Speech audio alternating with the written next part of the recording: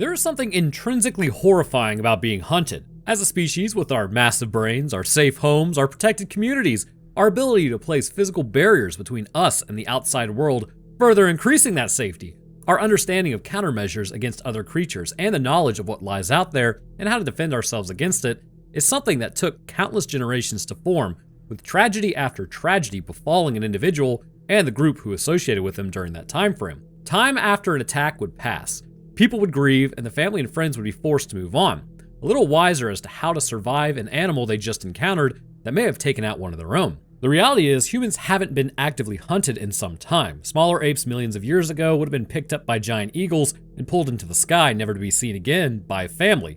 Cavemen hundreds of thousands of years ago would go out hunting and encounter a short-faced bear and be torn to shreds, or may even have returned home after a successful hunt, only to find that their family had a saber-tooth come in the middle of the night, and there was virtually nothing left of his family but a few bloodstains on the walls of the caves, as they typically would drag their prey somewhere else, like big modern cats do. The reality is, we are extremely blessed to live in a time period where the most we really have to worry about is being nuked into oblivion or entering confrontation with our fellow men. I know it doesn't sound great, but humans just aren't that strong. We have intellect going for us, but physically humans are not very imposing. We do not have claws or giant sharp teeth or armored skin or blunt force instruments unless you count fists. No, what we really have are our brains and the ability to walk upright at all times, which also arguably creeps out some other animals because they don't really know what we are, and we have no fur, which also makes other animals think we're sick or something. No, really, if you didn't know, that's why wild animals will avoid us. It's because when they do come across us, they're absolutely disturbed as to what we look like, because they typically do not run into things like us very often. And that's why dogs are actually bros for hanging out with us. We were like the kid that eats alone at the lunch table in the animal kingdom. Good gamble on their part to approach us. And then again, we might have just stole wolf puppies, in which case, that's a completely different set of events. Anyhow, this lack of being hunted may lead to things like idiocracy, but it's also why we respond so aggressively to things that do try to hunt us. Likely even back in the day, if we could, we would pick up our spears, axes, and knives and go after anything that took out Unga as an act of revenge. But that may have actually been beneficial as it removed predators from the area, making it overall safer. As time passed and gunpowder was invented, eventually we forwent the hand-to-hand tactics for some long range. But these were incredibly inaccurate and still required you to get somewhat close. A lot of times, due to the slow reload time and the inaccuracies, people would still get absolutely got out there if it was basically something that they couldn't stop. There was a grisly scene that a man had discovered back in, I believe it was the 1700s, where the one thing that humanity still has an extreme difficulty overcoming, which are known as polar bears. Walking along, he found the remnants of several men, like arms, legs, an empty torso, a few heads, just absolutely torn apart and no body actually present in its full capacity. Their muskets were near them, all empty, and it was clear that they even reloaded at some point. I'm running off of memory, so bear with me on this one. Bear with me. But I believe there were around 5 of them. They at some point had come into contact with a polar bear, which took out all of them, even surviving all the hits that they were throwing because of its thick skin, dense muscle, and strong bone. It was able to survive it all as it tore everyone apart and ate them. Remember the saying, because it exists for a reason. If it's black, fight back. If it's brown, lie down. If it's white, good night. Because of a polar bear's absolute survivability against human countermeasures and its ability to just rip a person limb from limb with very little issue, these things are feared by anyone who comes into contact with them or lives in an area that has polar bears. There are even few stories of these bears showing up to a group of men, grabbing a grown man by the torso in his jaws and carrying him off like a mother dog does with its puppy. Then, just a few 100 feet away, 100 yards, whichever, tears him apart while the group is absolutely powerless to do anything about it. This primal fear you are likely feeling by hearing about these things, while not a fear like of the dark or of heights, is based in respect. Now, with more modern means, you can just pull out like a desert eagle on the thing and aim between its eyes, and you'll have a nice fur coat in about half a second. But that's still only because of modern advancements, as our species attempts to make itself less and less vulnerable to the mercy of nature. Not even 300 years ago, this was not the case. In Gévaudan, France, did you like that pronunciation? All right, I'll say it right. In Gévaudan, I know, apparently that's how you say it. Something strange began happening to people all over the area that got to the point where even the king of France and the nobles got their wealth involved to attempt to solve the problem. However, even with that taking place, nothing would ever really fully be understood as to what it was or how it even got there. So today, obviously, you read the title, let's discuss the complicated history of the Beast of Gevaudan and what this thing may have actually been. Between the years of 1764 and 1767, something horrific began happening in Gévaudan, an ancient region of France formerly located in the southern province of Languedoc, and corresponding to most of the modern Départementé of Lozère. Honestly, I cannot speak French, and why is it considered a love language? I have no idea. It's not a very romantic language to me. Anyways, a Roman community called Civitas Gabotania, or Gabotanus Pagus, was occupied by the Visigoths in 472 and later became part of the Frankish kingdom. By the 9th century, its master had become the powerful Count Bishops of Mende. Again, I promise you we're getting past all the pronunciations here in a moment, but Louis IX, St. Louis also as he was called, inherited the rights in the 13th century, and in 1306, Gévaudan was absorbed into Languedoc. During the 18th century, it became apparent that something was stalking out there around the province and taking people out with disturbing regularity. The first ever recorded attack by this beast on a human was sometime around the early summer of April of 1764.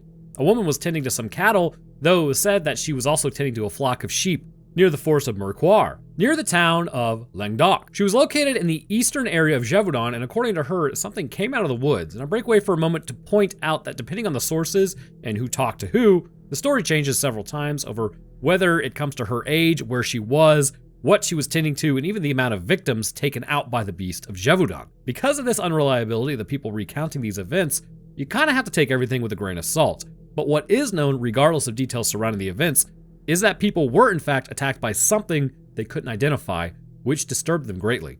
So, moving on. After her attack, she would go on to survive it and would describe some creature charging her while tending to this flock. When it got close enough, she could see it was like a wolf, yet it wasn't a wolf. Something to know about this time frame in the continental Europe, so basically England is excluded, they were dealing with werewolves up in England. So the wolf attacks happened with surprising regularity. In fact, it was said to be like within, I believe, 100 years, 9,000 people were attacked by wolves. So Homo sapiens and Canis lupus have been beefing for quite some time with one another. On the one hand, humans and wolves are incredibly compatible socially with one another, which is kind of ironic.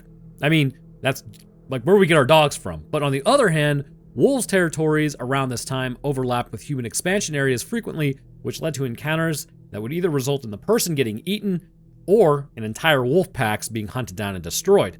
In fact, humanity would go as far as in the 19th and 20th century to finally have enough of these predators and begin systematically destroying them, which led to their eradication from the area with extreme precision. Now, the moral question of this is, should they have been destroyed, or should a live and let live policy have been adopted? Well, to answer that, if a wolf took out my family member, I don't think that I would be inclined to allow that either, so I can see why these people would have wanted them gone. While not what we would view as fair, wolves along with bears, lynx, and wolverines would all be pushed out entirely or pushed to the brink of extinction in the area intentionally to protect the livestock of settlements. Luckily for this woman, however, the bulls of the herd that she was tending to ended up charging the beast shortly after its attack and then ended up keeping it away from her. The creature would then retreat momentarily before rounding back for a second attack as the bulls charged it again, which drove it off permanently. Good lord, Bull W. However, not everyone would have cows, sheep, and bulls near them at the time that they were attacked.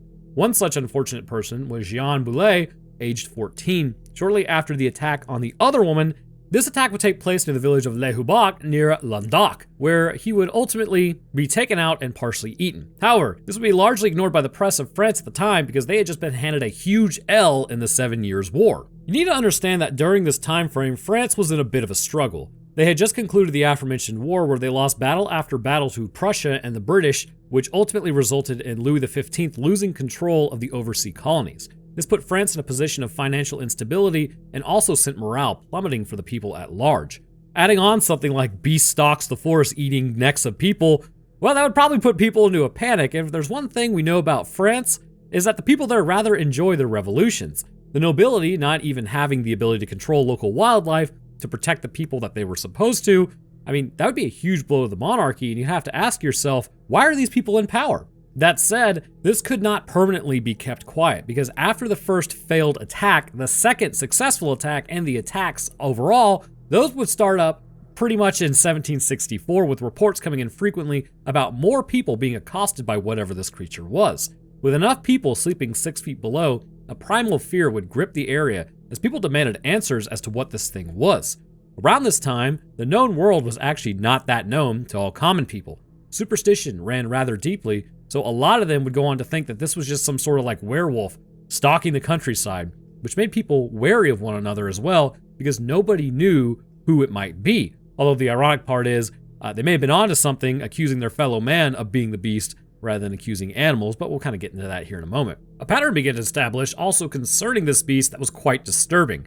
It was typically centered around the forest itself, and women and younglings were the typical target for this beast. That is not to say, though, that a man on his own wasn't also fair game. This does shed some light on the beast's hunting pattern itself. While on the one hand, an animal would choose smaller, weaker targets for a quick meal, it is also capable of taking out a full-grown man, but the size of the man likely plays a role in this as well. Taking someone over 6 feet tall, they would likely probably be totally fine, and that thing would like to keep its distance. But my short kings, we might have some issues. But what was more alarming than just who it would attack would be the areas that it would go for, which was the victim's head and neck regions, and this is something that a lot of people began to get suspicious about.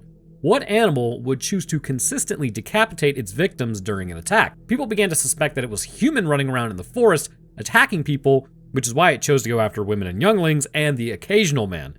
The other part of that line of thinking that is concerning is that it would still eat the person. So if it was a person, it was also a cannibal. Alfred Packer has entered the game. While this was happening, humanity was doing what humanity always does when faced with a situation like this, and that's fight back whatever is attacking. Humanity literally changed the name of the game when we picked up a stone and said, "Here, have rock," as we nailed a predator in the face with it. The populace of Gévaudan were also ones who didn't want to sit idly by and just wait to become a snack for this thing. Bounties began to be offered to take out the beast as it climbed higher and higher. As a result, men would begin entering the forest in an attempt to track down and hunt this thing. As they continued to comb the countryside, they would have extreme difficulty in locating it, and all the while, attacks were still taking place.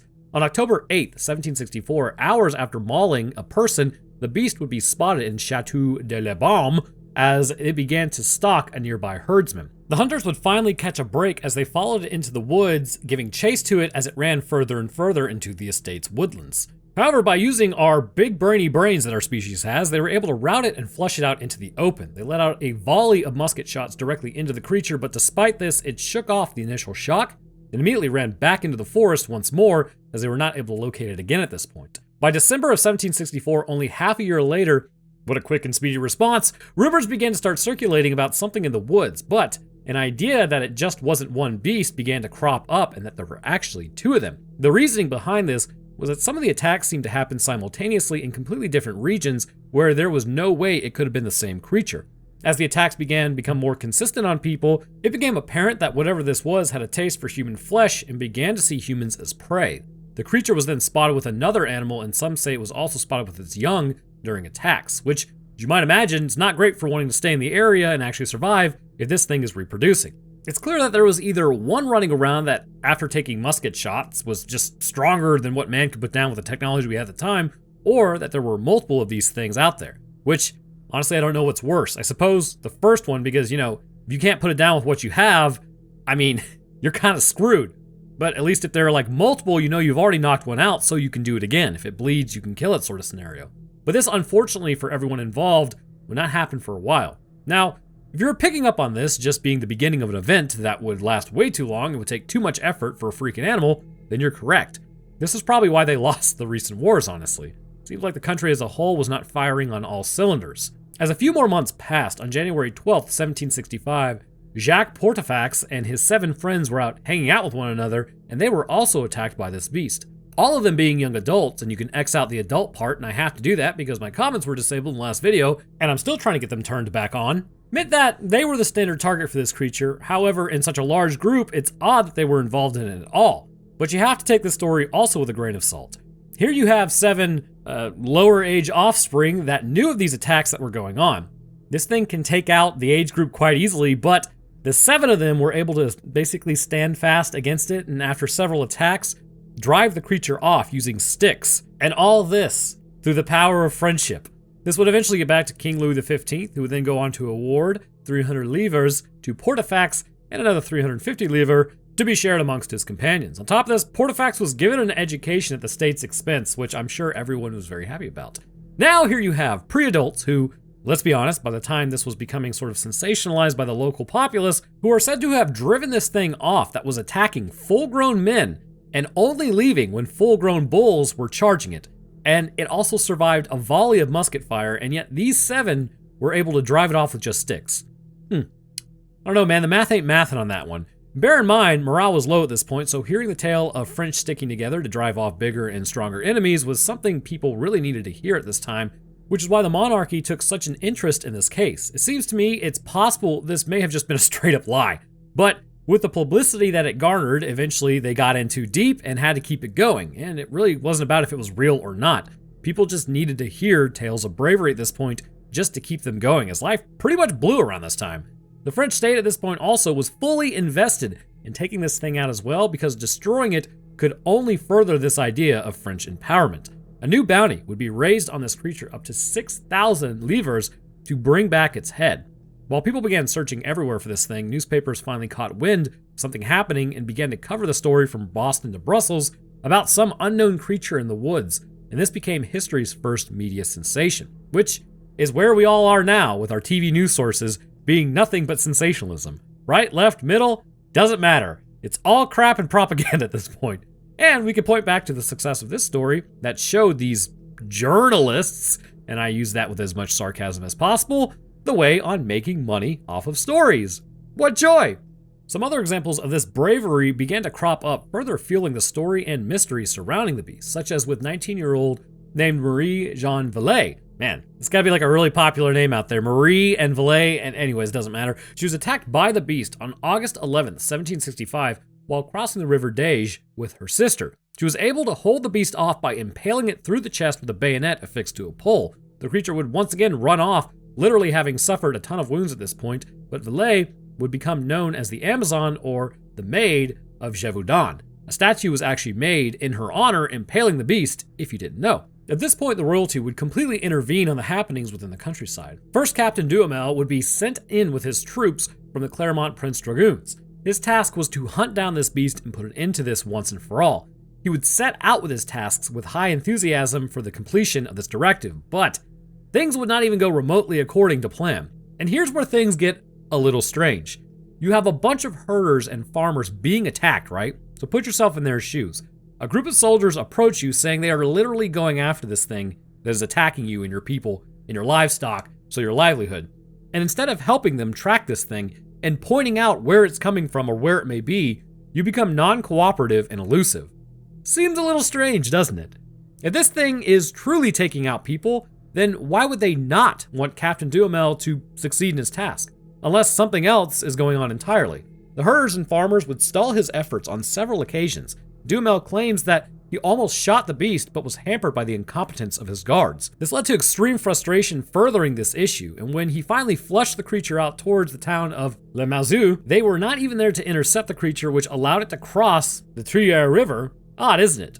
At every turn when they could take this thing out, either people didn't cooperate, they didn't want to help, or they just weren't there altogether.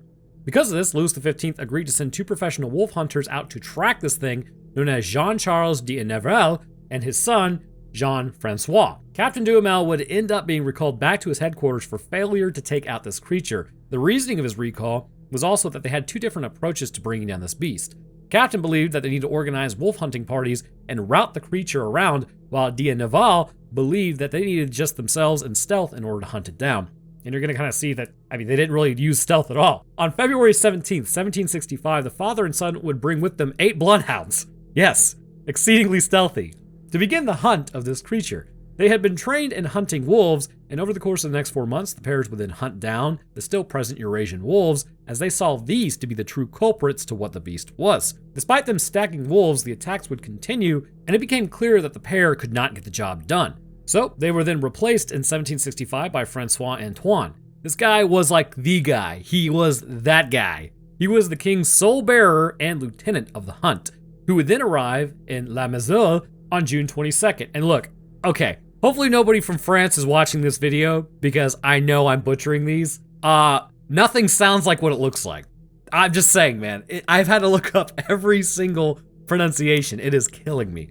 Anyways, he would go on to do basically the same thing as the first 2 hunters. Surprise, surprise. On September 20th, Antoine killed a massive gray wolf. This thing was 31 inches high and 5 feet 7 inches long. That's 80 centimeters high and 1.7 meters long. It weighed roughly 130 pounds, which comes out to 60 kilograms. Basically, this thing was a behemoth. The wolf would then be named Le Loup de Chazal after a nearby abbey, and even by the standards of wolves, this thing was like way larger than the rest of them. Antoine officially stated, "We declare by the present report signed from our hand, we never saw a big wolf that could be compared to this one. Hence, we believe this could be the fearsome beast that caused so much damage." After this point, things seem to have been split as to what happened. The wolf would be taken and stuffed, but not before some would identify it as the creature that had attacked them. And they weren't lying either, because this wolf did have scars on its body that showed clearly it had received damage from knives and bayonets on sticks. So obviously these counterattacks would have come from humans. It was then stuffed and sent back to Versailles, but the story isn't over yet. Antoine was hailed as a hero. He would head back into the woods to begin the process of chasing down the wolf's mate, as well as the pups, to completely finish off the giant wolf bloodline. He would take out the female and then the pup that had already grown larger than his mother. Upon examining one pup, it had a double set of dew claws, and the other pup that was hit was assumed to have expired between some rocks as it ran away. Antoine would return back to Paris and be rewarded 9,000 livres, along with fame, titles, and awards. And all's well that ends well, right? Wrong! Here we are, December 2nd of 1765. Everyone is happy, milling around not being eaten by giant beasts, when two younglings were attacked, aged 6 and 12, which seemed to suggest that the beast was still out there and it was still hungry. Although given this huge gap in attacks, it's rather strange, because now there were only two that were able to hold off this apparent beast that could overpower full-grown men, and yet the older of the two, who was only 12, was able to fight it off so it didn't drag off the younger. Much like the beast going Super Saiyan, shepherds also reported that the beast showed no fear of the cattle anymore, and its hair had turned yellow and gold. Okay, I actually made up that last part, but it really does sound like kind of a crappy sequel. Around this time, more than a dozen people met their ends, and it was reported to have followed attacks near St. Mary. It was suggested that possibly there was a second beast, as it behaved differently from the first beast. The royal court at this point chose to completely ignore it, that these new attacks were even happening, insisting the hunter had already taken out the beast, so whatever was eating people out there, well, kind of not their problem. So what was taking out the people? Oh, you know, this and that. Seeing as, once again, the French government was being completely useless, and with a sudden outbreak of attacks in June of 1767, a local nobleman had enough of this. Marquis d'Apier organized a hunt to put a stop to this once and for all. On June 19th, one of the hunters, a man named Jean Chastel, took out a wolf on the slopes of Mouchet. Afterwards, they took the wolf back to the castle of Marquise, where they cut it open to reveal that it did in fact have human remains within its stomach, and then it was stuffed and the attacks would finally conclude. According to modern scholars, public hysteria at the time of the attacks contributed widespread myths that supernatural beasts roamed Gévaudan, but deaths attributed to the beast were more likely to be the work of a number of wolves or packs of wolves. At least, that's the official statement. Attack by wolves were a very serious problem during this era. Not only did France experience this issue, but throughout all of Europe, with thousands of deaths attributed to wolves in the 18th century alone. In the spring of 1765, in the midst of the Gévaudan hysteria, an unrelated series of attacks occurred near the commune of Soissons, near northeast of Paris. But an individual attack killed at least 4 people over a period of 2 days before being tracked and killed by a man armed with a pitchfork. Such instances were fairly typical in rural parts of Western and Central Europe. The Marin report describes the creature as a wolf of unusually large proportions. This animal, which seemed to us to be a wolf, but extraordinary and very different by its figure and its proportions of wolves that we see in this country. This is what we have certified to be more than 300 people from all around who came to see him. Despite it being considered a wolf more than anything else, there are a few issues with this idea. First, a lot of people around this time frame were identifying animals that weren't really the most well informed. In fact, if you came across an animal that you had never seen before, typically they would just regard these things as mythical beasts rather than naturally occurring fauna on this planet, which leads to the supernatural ideas to be associated with animals, and why further down the line people get wrapped up in the mystique of these animals rather than the facts of what they are. There is an animal that actually fits the bill as to what this thing is quite nicely, and while not perfect, it's possible that in reality, this may have actually just been a lion. Now, first things first, before you click off, you need to understand what lions do, how they hunt, and their propensity to be man-eaters. Young male lions will typically split off with their brothers from the pride. It has been seen several times that they will stick together when seeking this independence until they get older, in which case they will move away from one another. A young male lion also lacks the mane seen on the mature versions, and so they can actually appear somewhat like a wolf, but not wolf-like at the same time. They're quadrupedal, have hair similar to a wolf, but the face is completely different. And I say similar because it's not like they're overly furry, and it's not like they don't have any hair at all. They have some hair. So the face, again, being completely different, if you look at the pictures, yeah, that does not look like a wolf. But think about it from like a herdsman's perspective who's never seen a lion before, but has seen wolves, trying to explain what a lion is. A wolf would be the most comparable thing that they would know of, and may even have a similar size to an adult male wolf. Lions are also considered ambush predators. If they can, they will wait for animals to happen by and begin their attack on them, as it conserves energy. But the other thing that is highly important is where lions choose to attack. They will typically go for the throat, crushing the windpipe of an animal, which, considering how thin human necks are, this could result in a decapitation event quite easily, as they have up to 650 pounds per square inch of pressure that they can exert with sharp teeth as well, and they're also going to be jerking you around. So it's not too far-fetched to think that your head could just fall off at some point. It should also be known that this bite force also depends on the age and sex of the lion. The other supporting factor is its hunting pattern and its prey. Lions are famously or infamously known as man-eaters. In Africa, they will absolutely hunt down humans if the opportunity arises, and there's been stories about it almost being like a revenge. There's a case known as the Lions of Tsavo in which a pair of lions went out and took out around 130 people a year, likely subsisting off only human meat. The other part of this hunting pattern is the location of which it was happening. It seemed really to be within about 56 by 50 mile range of land, which falls squarely within the area that lions would typically hunt. And it's not just me who thinks this, that it was like a lion either. Eyewitnesses in France at the time were not familiar with living lions, and what they did know about them came from a very stylized imagery. A subadult male, again, does not have a fully developed mane, and sometimes actually has a mohawk type of stripe running down its back. This matches the description of the beast by eyewitnesses, talk argues. One hunter at the time, Captain Jean-Baptiste Duhamel, wrote, "You will undoubtedly think, like I do, that this is a monster or hybrid, with the father being a lion, in which the mother remains to be seen." Lions are obviously not native to France, but that does not seem to be really all that important, because around this time, many colonies were set up and ships were sailing all over the world, so it's not too much of a stretch to think that at some point, someone with money came across lion cubs and took them. Maybe they were for sale, or maybe they were captured on a hunting trip. Either way, they could have been brought back to France, where the person would keep them, but as they grew, they would enter young adulthood, where they would need to leave the nest because they were also getting dangerous, and then they would just kind of escape. Completely unable to find them, whoever originally owned these things would have just moved on, and the lions would be in the woods and would continue hunting that area. Then, as a few years passed, the lions continued to grow, but during that time frame, they were seen together.